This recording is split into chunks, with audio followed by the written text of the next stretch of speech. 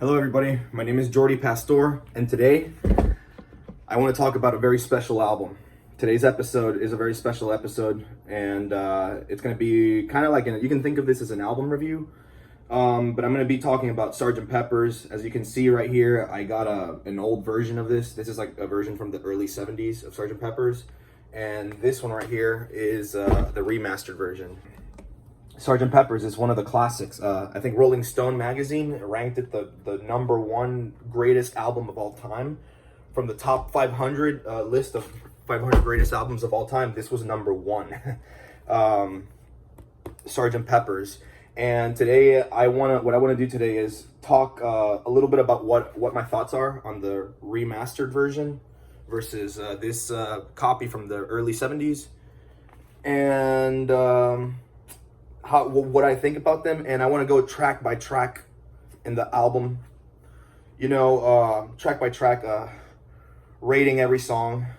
I'm gonna rate every song, and then I'm gonna tell you my final thoughts on the record.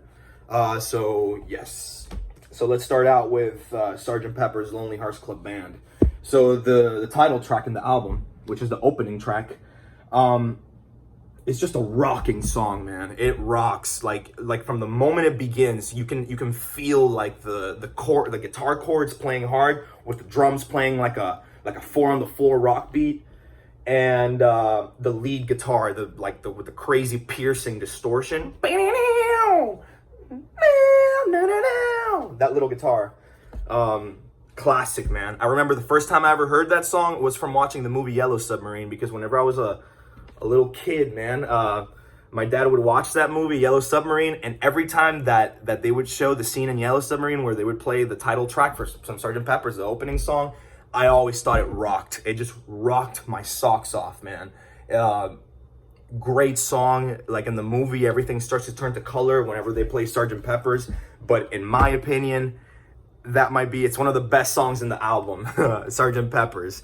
So I'm gonna give Sgt. Peppers a 10 out of 10, the opening track, just because it's such a masterpiece, and the way that it ends, the way that it transitions from the opening track into With a Little Help from My Friends is one of the smoothest, one of the most gratifying, one of the most satisfying transitions that I've ever heard in any song. And With a Little Help from My Friends is an undeniable masterpiece. Written by Paul McCartney, and asked Ringo Starr to sing the song. Wow. With a Little Help from My Friends is one of the most beautiful, one of the greatest melodies of all time, just one of the most satisfying songs to the ears. It's so soothing to the ears. With a Little Help from My Friends, so you can't go wrong with that. That's a 10 out of 10 as well. With a Little Help from My Friends. Then on to Lucy in the Sky with Diamonds, which was written by John Lennon, one of the most psychedelic songs in the record. With a Little Help from My Friends is great, and the way it just goes into one of the most psychedelic songs of all time, Lucy in the Sky with Diamonds. I mean, the lyrics are pure psychedelia. I mean, so abstract, very colorful lyrics, lots of color words. John Lennon. Followed by the verse, which is amazing, followed by an amazing chorus. The first chorus, you can hear the first chorus of Lucy in the Sky with Diamonds. Paul McCartney does the lead vocal in the first chorus, but then whenever the second chorus comes along, you can start hearing the harmonies. You can start hearing the vocal harmonies, and that's one of the components about this record that I want to talk about a lot. It's the vocal harmonies. These are some of the best vocal harmonies of all time. I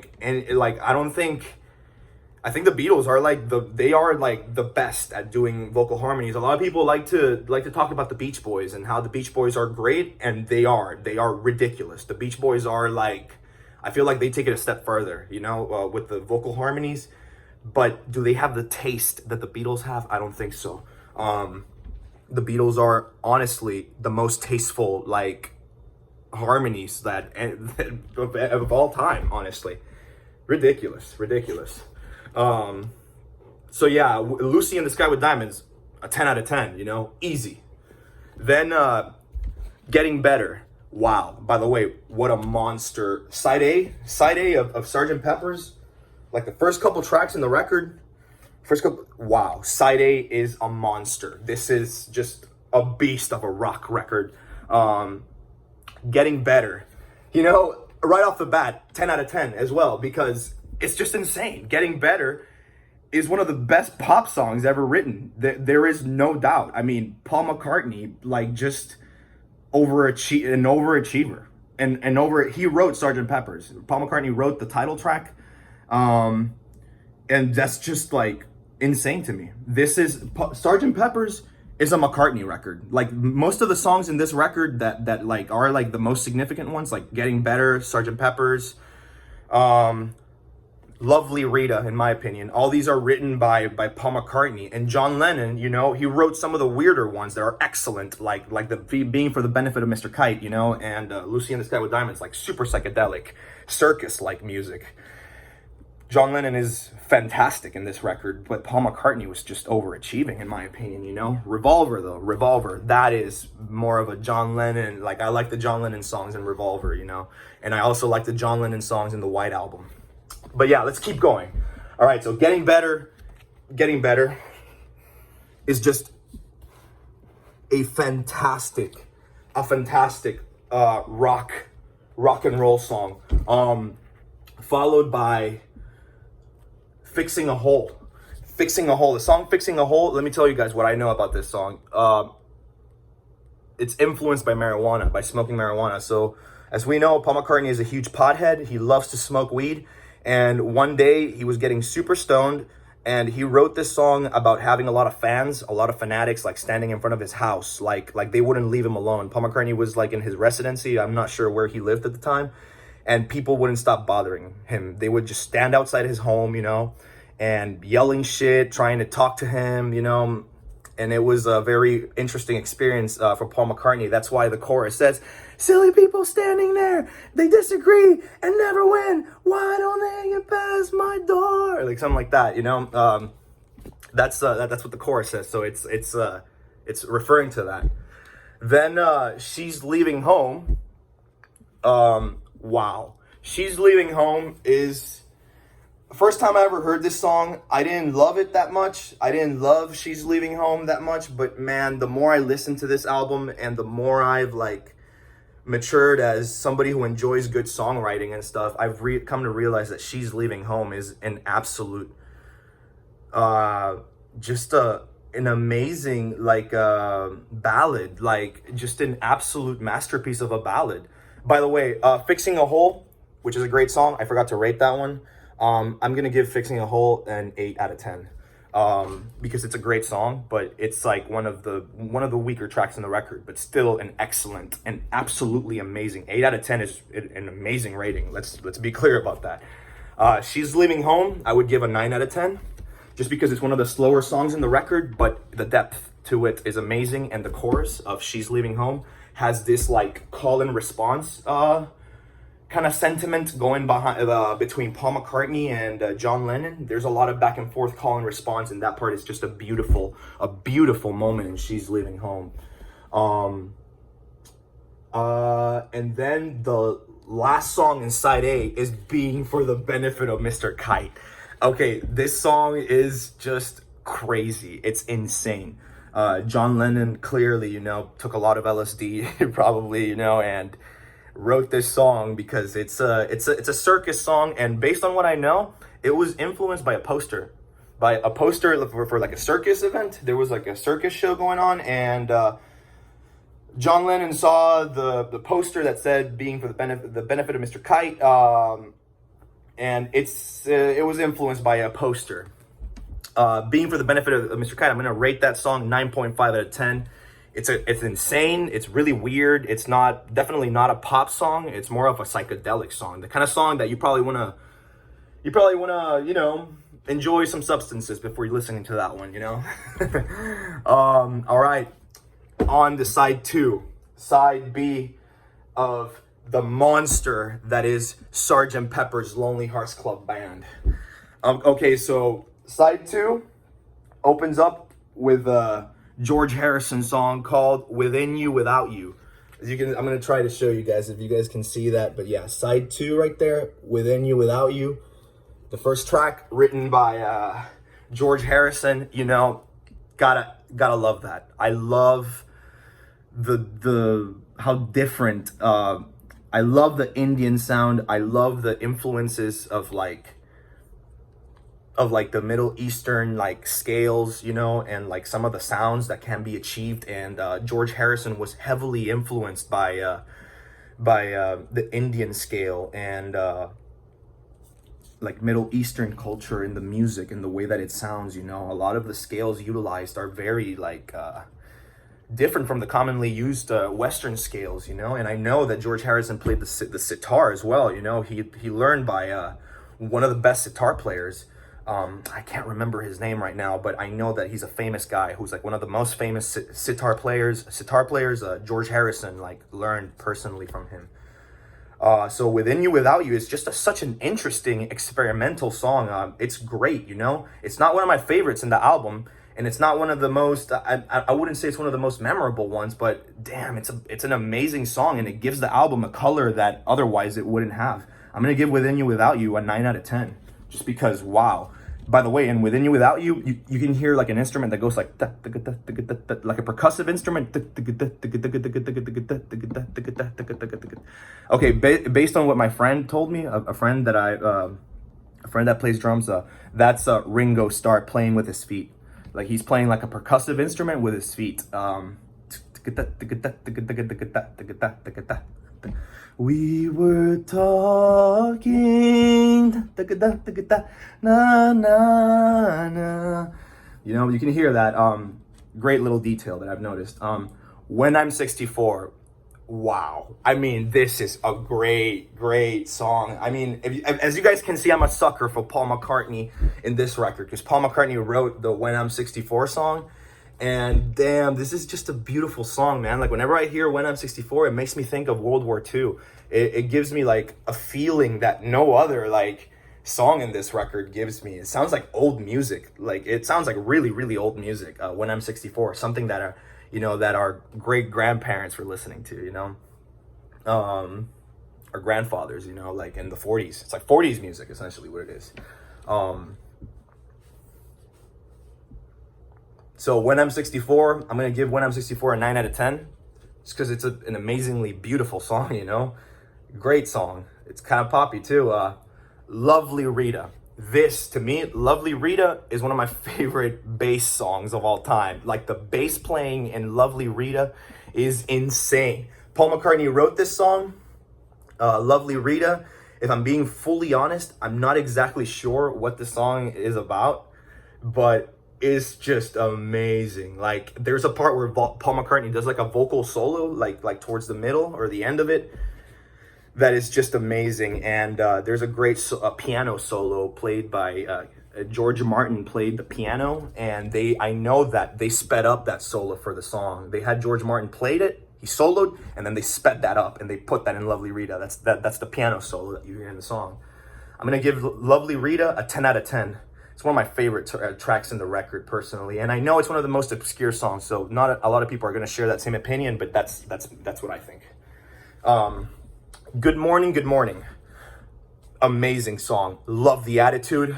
I do have to say it's probably one of the weaker tracks in the record, but wow, John Lennon kills it with the vocals in this one. So weird. The vocals are so weird, but they're so awesome. Like they rock. It's like rock and roll, punk rock, I feel. Kind of vocals, you know. I'm gonna give Good Morning. It's got a lot of like crazy sounds in it, this song, and a screeching like guitar solo from hell that was played by Paul McCartney. Paul McCartney played the guitar solo, I'm pretty sure, on that one.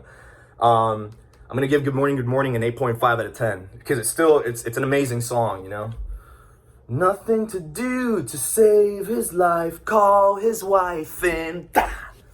Then followed by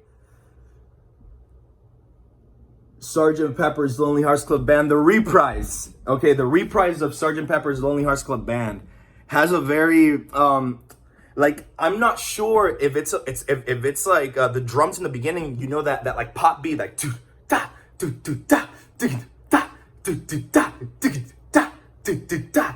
that's like revolutionary. Like, according to a friend of mine, I think that Ringo was like the first one to ever revolutionize that kind of beat, you know, that do da do do da. But I don't know, I might be wrong in that. I probably am wrong about that. It just sounds like a very ahead of its time kind of song. Sgt. Pepper's Lonely Hearts Club Band, the Reprise, it sounds very ahead of its time. And I love when the lyrics go, "We're Sgt. Pepper's one and only Lonely Hearts Club Band." I love that lyric, by the way. Just wanted to throw that out there. I'm gonna give Sgt. Pepper's Lonely Hearts Club Band, the Reprise, I'm gonna give that a 9 out of 10. It's a great song, but it's not one of the best in the record. And then the ultimate monster from the record, this is the one that everybody considers to be their magnum opus in this record.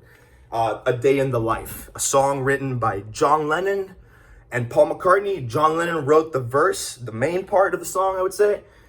And Paul McCartney wrote the chorus, or like the middle part, the middle section. It's not really a chorus, but it is a middle section. And it's kind of like they both wrote separate songs and they found a way to mash them up. And Paul McCartney put his part in the middle of A Day in the Life. A Day in the Life is known for its insane, like, chaotic, I don't know what to call it. I guess it's the chorus. It's that would be the chorus, the part where it gets super chaotic. All the instruments start like spiraling out of control. Like there's like they're doing like a like almost like a revolving riff that gets higher and higher and higher and higher and higher and higher, and it spirals out of control and out of control and out of control. It gets more chaotic, louder, louder, louder, louder, louder, till it comes to a head. And then the song keeps going. That's the first time, right? That's when the Paul McCartney song starts, after the first time that it goes insane. But the next time that the chorus comes around and the song starts to spiral out of control and spirals out of control, crazy, crazy, crazy, crazy, crazy, and it comes to a head, you hear three pianos played in a studio playing an E major chord. Pretty sure it was like Lennon, McCartney, and Ringo who played an E major chord simultaneously. 3 grand pianos in a studio room, all at the same time, and they sustained that chord for about 42 seconds. And you can hear that at the end of A Day in the Life, how the sustained chords, like how they ring out towards the end, and you can hear that sustain, and it's just a beautiful, rich sound, and like that's the best way to end a record. Like, honestly, the way that they end this record is nearly perfect. So I'm gonna give A Day in the Life 11 out of 10, actually, you know, 11 out of 10. But let me say something about the end of Sgt. Pepper's, something really weird that happens towards the end of the record. There's this really weird message, this like backwards thing that happens. It sounds a little scary. It's a little satanic even. Like, I don't know. It's kind of crazy, but it's like